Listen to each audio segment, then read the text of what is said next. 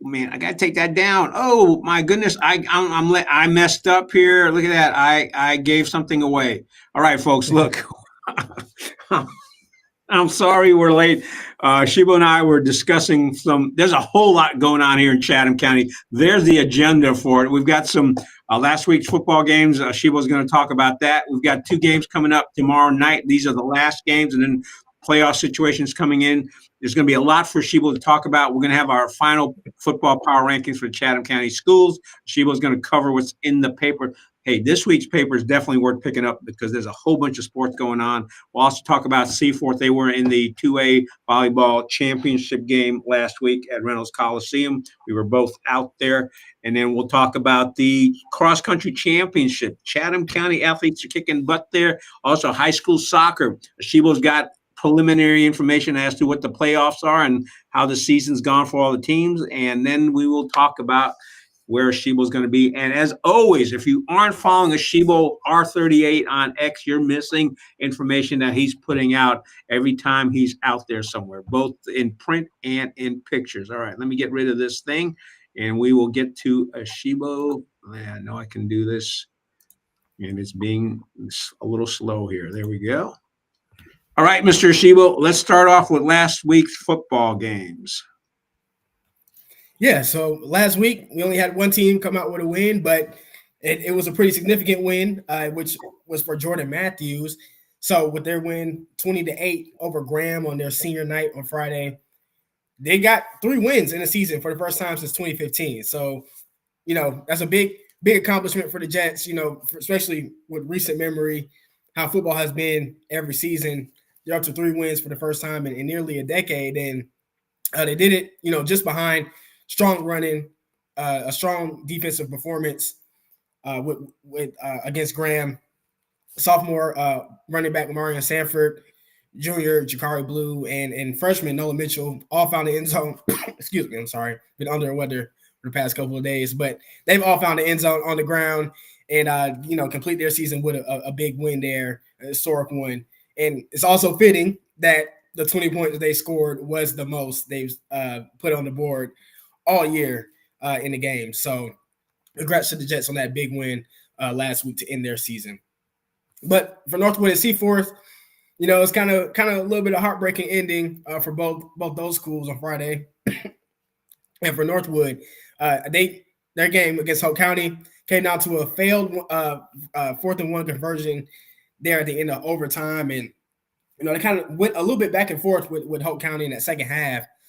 They entered the fourth quarter with a 17-12 lead, but on the first play of the fourth quarter, Hope County found a wide open man downfield for a 30-yard touchdown pass, and then to make that 20-17. But Northwood, they found something with Isaiah Blair on that sideline, and I was watching this on the stream. There was multiple defensive holding penalties that ended up getting them in position for a field goal later on in the quarter to tie the game, send it to overtime. Hope County scores, but they don't get the extra point. So it leaves, an opportunity for Northwood to just get in the end zone from the 10-yard line on their possession, kick the extra point and win the game. But they get all the way down to the 1-yard line. I think they hit a slant that got tackled just short of the end zone, 4th and 1. And on the next play, Hope County, they got penetration, which they were doing all Friday night. And, they came up big once again on that defensive line and got a stop to end the game. So for Northwood, they finished the season 6-5 in the regular season, but they're in good playoff standing. They're looking forward to, recouping this Friday with a bye and getting ready for their first round playoff game next Friday on the 15th. And then Seaforth, like I said, they also had kind of a unfortunate ending with the way the game went. The Hawks actually trailed early on against Bartley Yancey 20-0, but they came all the way back to take a 24-20 lead over the Buccaneers at halftime. But in that second half, the offense just couldn't get going, went on another scoring drought, and Bartley Yancey ended up taking an opportunity at the end of the game and getting in the end zone to take a 27-24 lead, and that's where the game ended.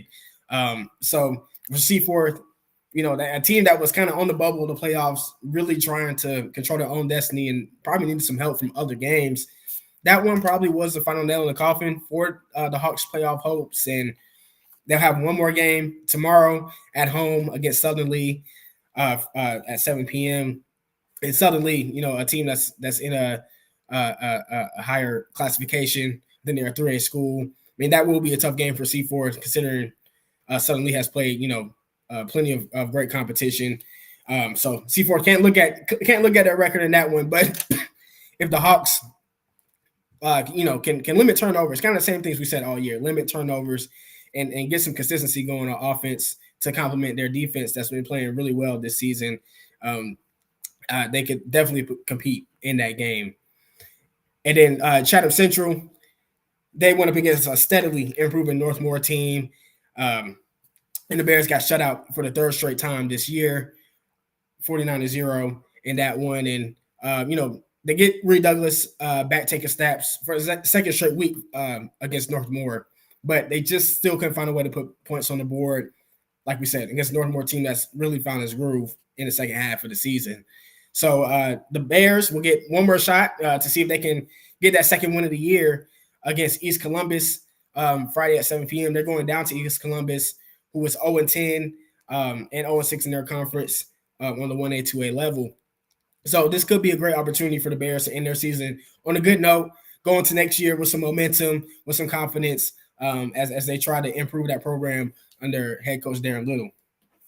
And then power rankings for this week. This will probably be the last one for the regular season, considering we just have one more regular season game tomorrow.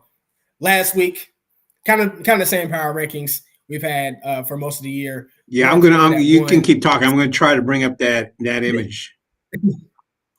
Okay. Yeah, Seaforth at 2, Jordan Matthews at 3, and Chatham Central at 4 last week. And it's going to be the same this week.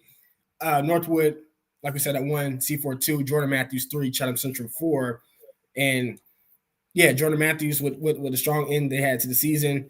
They definitely earned their third spot. And, I mean, we saw what happened in that game against Seaforth. But like we said, they had some more healthy players this year that were huge for them.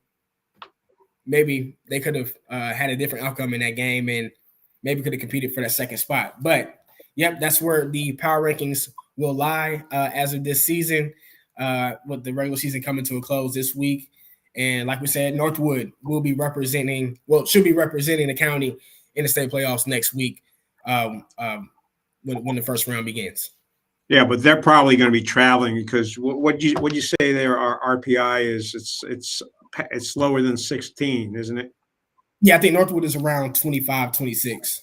Yeah, right so now they'll be probably traveling. The only other thing I want to add about Northwood is actually Robert Tripp had a concussion. He got hit hard in that game and had a concussion, so he's going through concussion protocol. I talked with his dad earlier this week and just happened to run into him. His dad says he's probably going to be in good enough shape that when the playoffs game starts next week, he will be able to play on that. And also, he mentioned that Robert was going to go visit a college here in North Carolina for a visit sometime in the next, or is doing that this weekend, I think. I'm not going to say which college. That's up to Robert and his dad if he wants to disclose that, but he did mention that. And Robert's got, I don't know if you got the stats right in front of you, but I think he's got over 1,200 yards rushing this season. So that's very good for him. My opinion of him is he's sneaky quick. What's your feeling about Robert? I mean, yeah, Robert, if you look at Northwood and what they've been able to do this season and even last season, he's been, low-key one of the most important players for them with the success they've had offensively. And like you said, he is sneaky quick. And he's very, very good at changing direction, going straight downhill and getting to that top speed and breaking through for some long runs. So wishing him a speedy recovery from the concussion because, like we said, he will be huge for Northwood in that playoff game. All right. Are we ready to go into what stories you got in the paper? And I know the paper's full of stuff this weekend. Like I tell folks, you got to pick up that paper. It comes out today. Lots of stuff in there. So back to Asheebo. Yep, it's playoff season, so a lot of championship stuff going on in the paper. We have a story on Jack Anstrom winning his third straight cross-country title. It's more personal to him. He shares an interesting perspective on his title. And it shows really just his competitive nature, and you can read more about that online and in the paper. We also have a little bit of a Chatham County boys soccer playoff preview, and this is before the preliminary brackets came out today, and of course the final brackets will also come out later today for the soccer playoffs. And then we also have a story from, of course, biggest volleyball game of the weekend. Seaforth going up against McMichael in the 2A state title and losing 3-2. And we'll talk a little bit more about this game, but you can read more about how that one went for the Hawks. And then, of course, we have our football roundup and then our another fall sports roundup featuring the results from Seaforth. I mean, not Seaforth, but all of our county teams in the cross-country state championship meet and all the runners we had, how they did and their times and where they placed, and as well as the finale to the boys soccer regular season and how the Mid-Carolina 1A, 2A conferences and Central Tar Heel 1A conferences shaped out there at the end of the season. All right. And I messed up already because I think people who got on early with us know this, but who's the athlete of the week this week, Asheebo? Yeah, athlete of the week this week is Joanna Jimenez from the Seaforth girls cross country team, and Joanna, she, pretty much had her best race for her last race in her career, and she beat her previous personal best by more than a minute, which I think her previous personal best was 21 minutes, 23 seconds. Her new one that she ran in the state championship meet was 19 minutes, 58.89 seconds. And she also really helped, the girls team finish second place, I think, for the first time in the state meet behind NCSSM. And I think she finished sixth in the girls race for the 2A state championship heat there. So, yeah, I mean, Joanna, athlete of the week, best performance for the Seaforth girls, best performance of her career, which came up huge for her team as a whole. So she gets the nod for athlete of the week this week. So congratulations to her. And I need to bring this back up. There we go. And no, I don't want to just be seeing me. Again, there have been some software changes, so I'm adjusting as needed. And let's see here. There we go. This should do it. All right. So there's a lot to talk about cross country, but before we get into that, let's talk about, and I'm going to bring up their picture here because there was a opportunity for one of the teams here in Chatham County to get into the state championship game, and that was the Seaforth girls volleyball team. And there's a picture of them and it's uploading in just a second. There we go. There's a picture of the team at the Reynolds Coliseum over on the campus of NC State. Asheebo, you want to go in and let folks know about that? Oh, the other thing I want to let folks know is we shot videos of all the sets, and Asheebo commentated on one of the sets. So if you folks don't mind, you can see that on YouTube. His mom said he did a pretty good job, but let's see what else other folks are saying. But Asheebo, tell us about that championship game. It was interesting. Yeah, definitely. I mean, I would say for me, probably the best volleyball game I went to all year. Seaforth came out, they came out strong with a win in the first set, and they won pretty convincingly in that first set. And then, McMichael came out and won the next two. So they fell down 2-1. Seaforth comes back, they go back and forth in that fourth set and battles back to stay alive. But, I mean, most of the suspense was in that fifth set. I mean, Seaforth comes out and they're a little flat and they go down. I mean, as you guys know, the fifth set only goes to 15. They go down 13-5. And it's looking like, it's going down here quickly for the Hawks. And it's looking like it's going to be over, but they take a timeout. I think they come out of the timeout and they just go on this run. They go from 13-5 to making it, I think, 14-13, if I'm not mistaken. It was 14-13. It was 14-13. Yeah, so they scored. They scored 8 points. Yeah, and I mean, hats off to Allie Forbes, who I think would have won the MVP of that game had Seaforth pulled it out. I mean, because they really got big performances from all their key girls. from Forbes. She had 21 kills, 7 aces. Rosa Markle, 16 kills. Honeycutt and Valgas combined for 44 assists. Mia Kellum and Honeycutt also combined for 41 total digs. Kellum with 21 herself. I mean, the girls were really playing lights out volleyball for most of that game.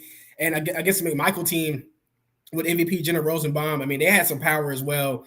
And that's their second title, I think, since second title the last 3 seasons, because they won in 2022 on the 2A side. But yeah, I mean, Seaforth really just showed a lot of fight in that game. I think that was the biggest thing they took away was their ability to take McMichael's punches and respond with their own punches that put McMichael on their heels a little bit. So yeah, I mean, really one of the best environments. You got Seaforth student section. They were really deep, right behind me in all black. Then the Seaforth parents were across the court on the other side, loud. McMichael's fans on the other side of the Seaforth students are being loud as well. So a really great environment, really great volleyball game. And of course, Seaforth came up short, unfortunately, but they're bringing a lot of that team back. And I think the key players that they're only losing will be Maris Honeycutt, Mia Kellum, Kendall Anderson, those seniors that were really huge for them all season and all their careers at Seaforth. So, I mean, bringing back Forbes, the Valgas sisters, Rose and Markle, I mean, they feel confident that they can be back next year, even with being in a higher classification, more than likely with the realignment coming up next year. Yeah, let me ask you some questions on it, because you mentioned you got to vote on the MVP and had Seaforth won. I think when you and I talked after the first set, you're kind of like, is it going to be Allie or is it going to be Rosa Michael? And it's what was your reasoning? I mean, both actually the team, like you said, played well, but what was your reasoning on those two? What did you see for those two that said, hey, they could be the MVPs of this game? I mean, both of them were, especially in the beginning with Kira taking some more serves. They were kind of doing more than one thing very well for Seaforth, with serving, of course, with their swings, landing them on kills, and doing all the little things that were helping Seaforth, take that 1-0 lead. Especially, I think they won that one. I want to say 25, maybe 25-14, if I'm not mistaken, or 25-18. I think was the first set. But yeah, I mean, both of them were really, like I said, doing it all, serving, hitting, but especially Allie. I mean, she was just consistently throughout the whole game. Anytime Seaforth needed a point or they really needed a big run, it was kind of spearheaded by Allie there. And I think she had one stretch where she had, I want to say, 4 straight aces. I think in that fourth set, that helped them come back and win that one and stay alive. So, I mean, I think that part of the game kind of gave me the edge, gave me more leeway to Allie for the MVP. But yeah, both of them, like I said, Rosa Markle, the whole team really just played lights out in that game, and it just unfortunately came up short. All right, let's talk a little bit about the post-game press conference, because both you and I were on there, and I've got a copy of that available on YouTube. Just look up Seaforth High School Volleyball Championship. As you mentioned, they lost 13-15 in that last set, and that's about as close as you can come to winning without winning, because you just got there to the last 2 points. The team that they played, McMichael, you and I sat in on that as well. The coach there, she's been coaching there for 46 years, and I had asked her the question if she's had actually children of some of her early players that she's coaching. She said yes. So they seem to have a culture of winning, and I think 2 of their players were on that 2022 championship season. So, having said that, what was your sense from the Seaforth part of the press conference? My feeling was, yeah, we're sad that we lost, but now we know what it's going to take for us to come back next year. What was your sense of the Seaforth, both the coaches and the players? Because you asked the coaches and the players a bunch of questions. Yeah, that definitely was the sense to me. They came in.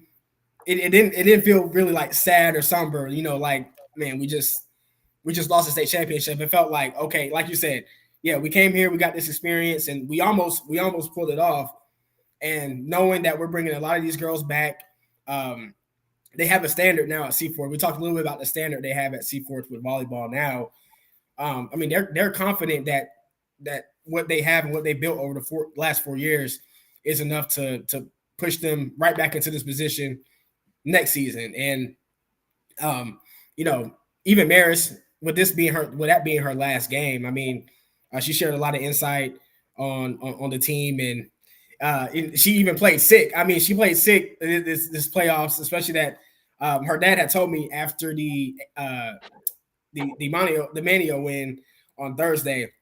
But she was like, yeah, she's sick. You know, she was going behind the bench and spitting up a little bit in the timeouts. And then, of course, you know, on Saturday you see her coughing a little bit, but she still she played like she nothing was wrong with her basically.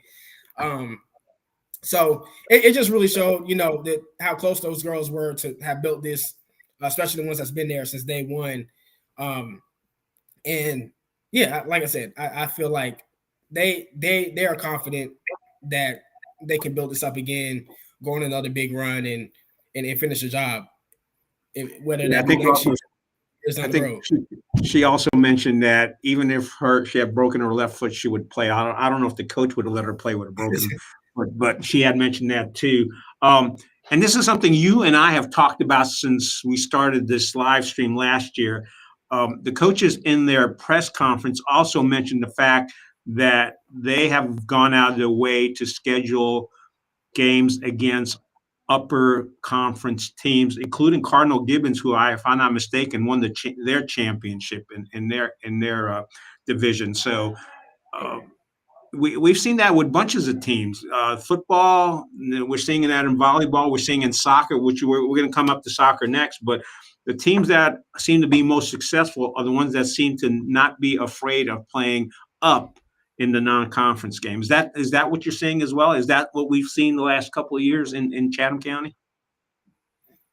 Yeah, I would say so. And I mean, we saw it a little bit with Jordan Matthews soccer last year, of course, this year as well.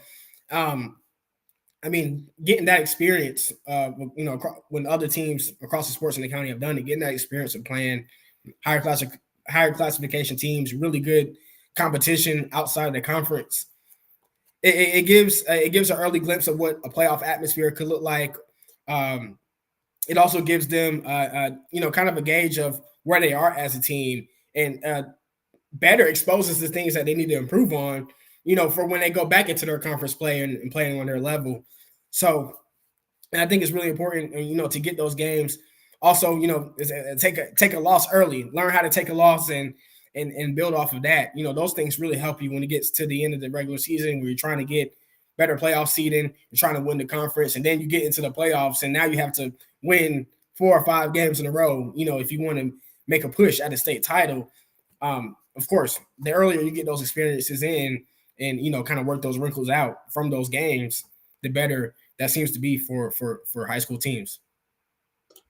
I am going to ask you another question because we had our live stream last week on Thursday at noontime, but after that, you drove all the way for the Manio game, and Manio was a higher seed than Seaforth. So can you give folks an idea as to how that game went?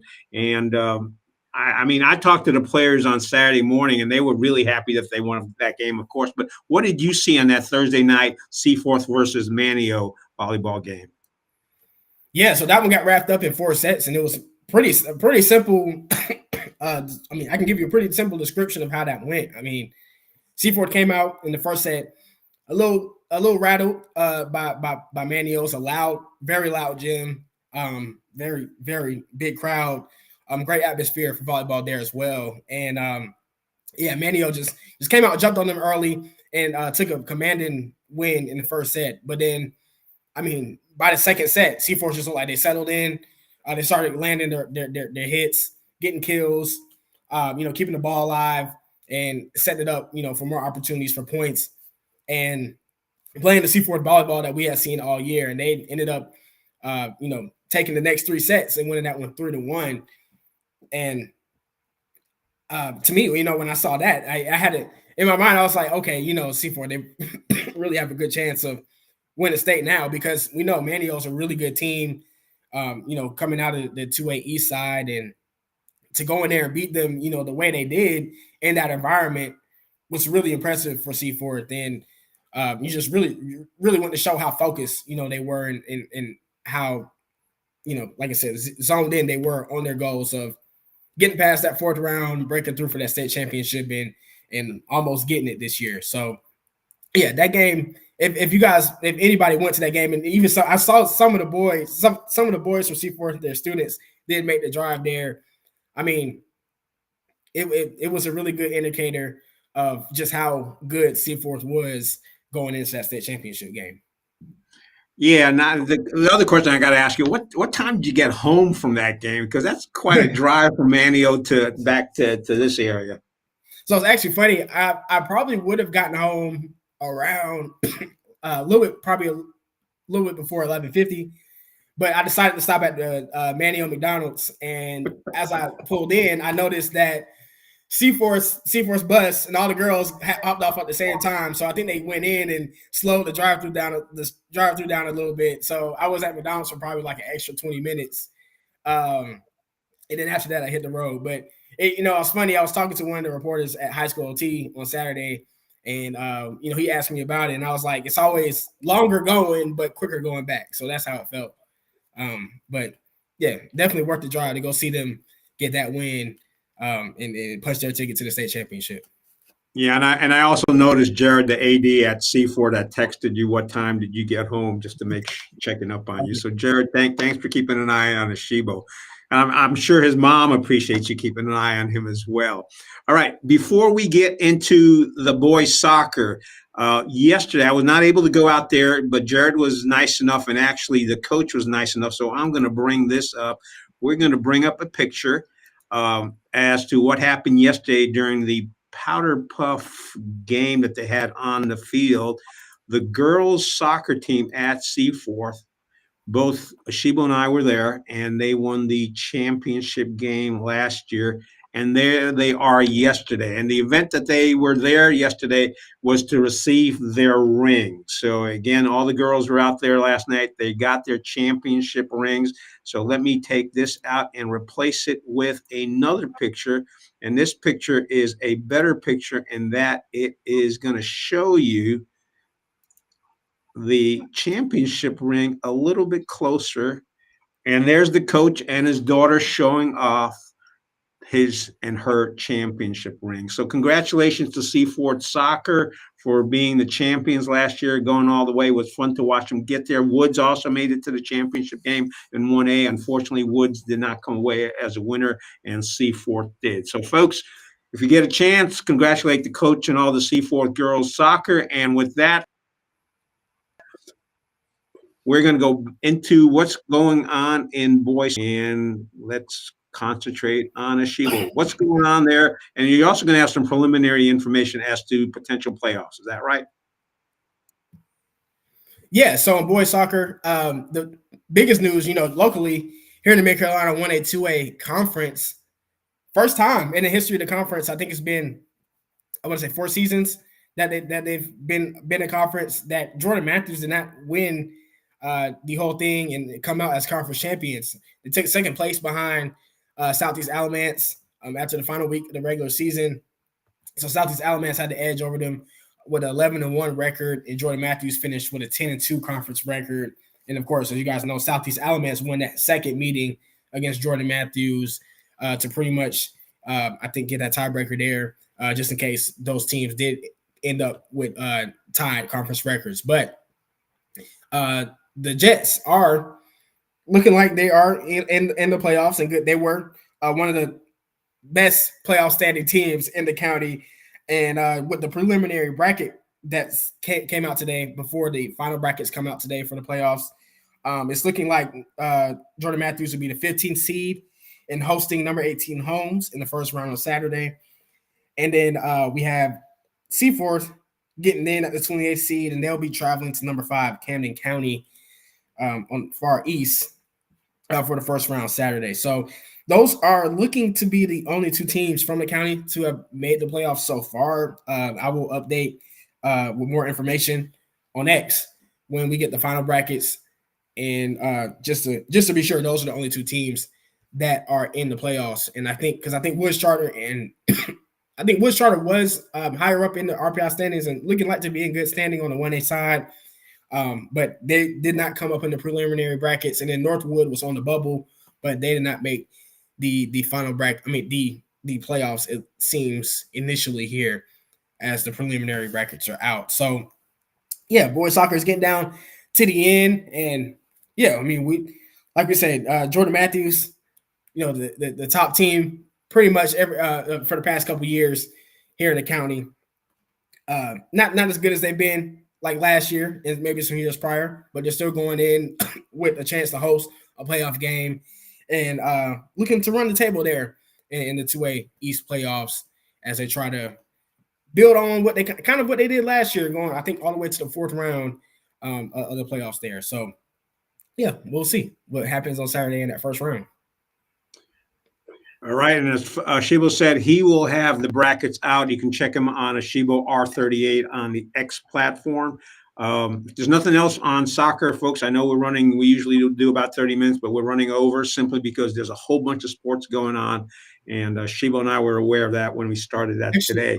Hold on, Jay. We actually just got the final brackets actually during the show. I got an email and I wasn't sure what it was, but let me pull it up and let you go ahead and take a look at that. So folks who are watching us, and again, I want to thank folks for watching us. We're averaging this year about 800 to 1,000 viewers every time.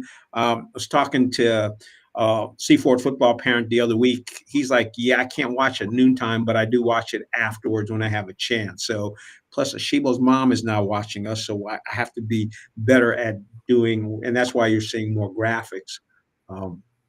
But Asheebo is the sports reporter person, so he provides a lot more better information than I do because I'm primarily just taking pictures. All right. Okay, it looks like the final brackets are just the same as a preliminary for Chatham County's teams.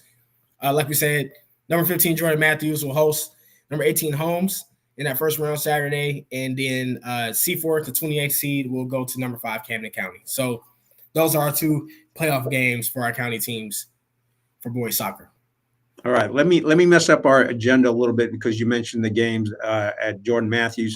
One of the things coming up this weekend, and Asheebo's going to have more on this because he's going to be he's already started working on the basketball high school previews. So there's going to be a jamboree going on at Jordan Matthews at 3 different locations, and so we'll have some images from that, and you also have stuff going on as well. So we do have basketball coming up in the paper at the Chatham News and Record, and then we will have that more information as the weeks go on as we move from football into basketball. However, let's get into cross country. Chatham County runners have been kicking butt in the cross country championships, and I will let Asheebo get into what they've been accomplishing. Yeah, so like I said, Jack Anstrom from Seaforth, the senior, gets his 3rd straight cross country title with a time of 15 minutes and 52.89 seconds. But we also got some big finishes from the Seaforth boys who finished 2nd as a team. From Will Quickie, another senior, he finished in 5th place with a time of 16 minutes and 33 seconds. All-state performance from him. And then Henry McFall, he was in 17th place with a 17-minute, 5-second performance there. Freshman Samuel Neal, who has come on as a strong runner for the Hawks this year, he got in 26th in his first state championship meet with a time of 17 minutes and 19 seconds. And then C4, the girls, they also finished 2nd place, which was a bit of, over performance from the Hawks, as they were expected to finish probably around that 6th or 7th or 5th place there. But they, like we said, got a strong performance from senior Juana Jimenez, other strong performances from Emily Jump, Katie Leonard as well, Clara Morgan, all finished in the top 30 to help them get that 2nd place, that 2nd place spot. But individually, Northwood senior Julia Hall, she finished 9th place in the girls' race with a time of 20 minutes, 28.64 seconds, all-state performance from her. and then Sydney Gray 17th with a time of 20 minutes and 45 seconds.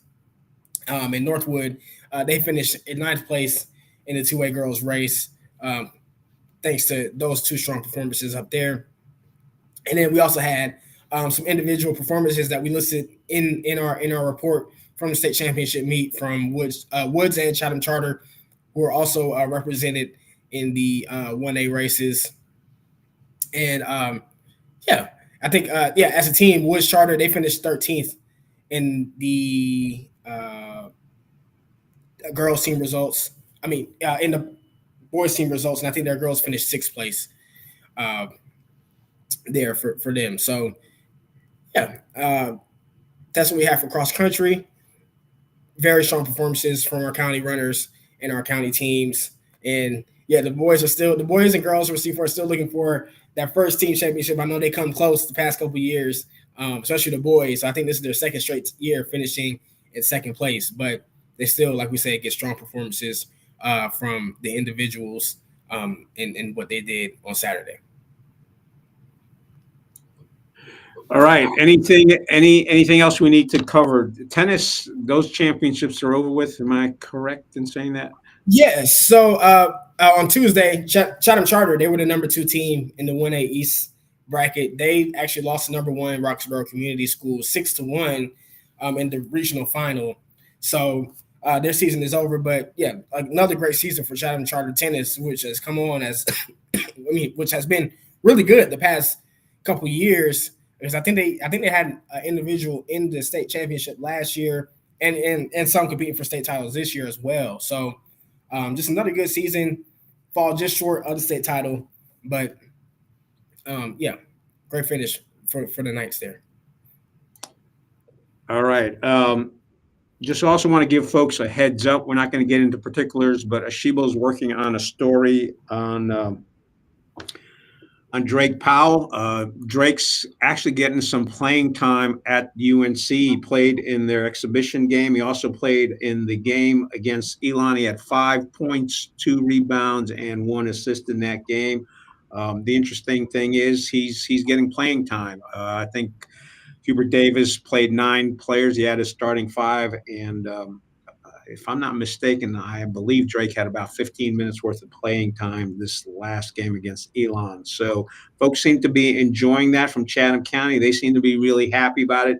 The other thing, too, is I am trying to find out when, if any, Chatham County high school basketball player has ever played on the varsity UNC basketball team. If somebody out there knows for sure, let me know. If you don't worry. I've got other avenues to find that information. I do know that about 10 years ago, Chris Forbes, who played on the Northwood basketball team, did play on the JV team. And actually his coach of the JV team back then was Hubert Davis. So I will find out if there were any other Chatham County players that ever played on the UNC varsity basketball team. But and again, Asheebo's working on the story.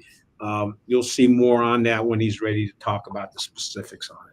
All right. Anything else before we wrap up here? Go ahead. I actually did want to clarify that story is actually centered around that game between Alabama and UNC on December 4th. And as you guys know, that's a big game for Chatham County with Drake Powell on the UNC side and Jaron Stevenson from Seaforth on the Alabama side. So definitely want to kind of get a county perspective on that game and really dive into that. So just want to let you guys know about that. Stay on the lookout, of course. Watch that game because I think it will be a really good game between both teams. Yeah, I think that game, if I'm not mistaken, is beginning of December. If I'm not mistaken, I think it's December 4th. And I do know that game is sold out. So a lot of you are going to land up watching it on television. But Asheebo is going to be there, and he'll be on X as well. And so your story on that is going to come out before that game or after that game? Likely after the game. So, folks, be on the lookout for that. I know it's been a several-week project of Asheebo's, and I didn't want to say anything specific until he was ready to say it. So definitely be on the lookout on that. It's going to be for folks in Chatham County, it's going to be the Battle of Pittsburgh. on a college level. I think the last time they played, Northwood beat Seaforth.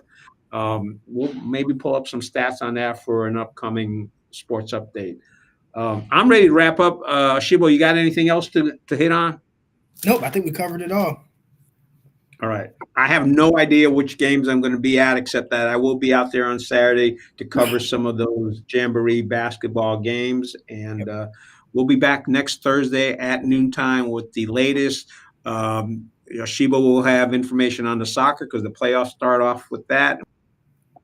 We'll also have information as to football playoff. And if you folks have a chance, go out there on YouTube, look at set 3 of the Seaforth versus McMichael volleyball game and take a listen to Asheebo doing commentary during that set. Again, thank you very much.